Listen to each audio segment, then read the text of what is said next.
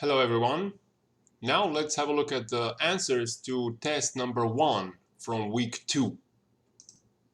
Here is one of the questions. You have sales revenue here, you have a lot of different costs here, you have a tax rate. You could calculate net income, profits, but you already know that the company paid 25,000 in dividends and there are 20,000 shares outstanding. How much are the dividends per share? 1.25, that's 25 divided by 20. Next question, again, you have the sales revenue and all the different kinds of costs. Subtract all of these costs from the sales revenue and you get EBT, earnings before tax. Subtract 34% from EBT and you get net income of 11,220. Next question here about retained earnings. Remember, retained earnings is the difference between net income or the profits and dividends paid. So you calculate net income, you take sales revenue, subtract all the costs, you get EBT, earnings before tax. Subtract another 35% from EBT, you get net income or the profits. Minus 25,000 that is paid in dividends, the remaining amount of the retained earnings is here.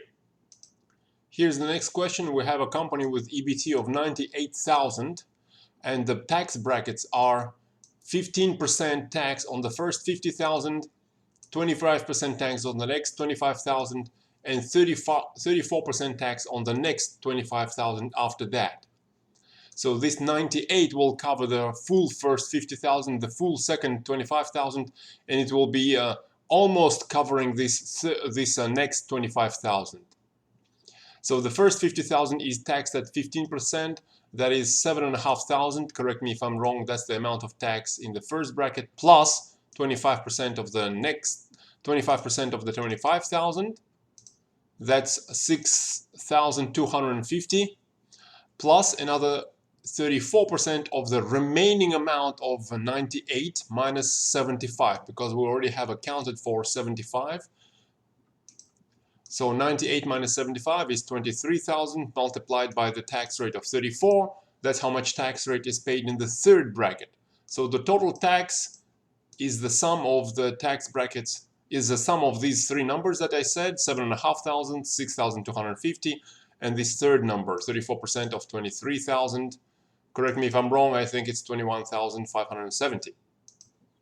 In this last question, the numbers are the same, but the question is different. That's where we have to calculate average tax rate. We've just seen that the total tax payment is 21,570, or what was that? You'll have to check the video again. Divide that by the total earnings before tax, 98,000. That gives you the average tax rate of 22%.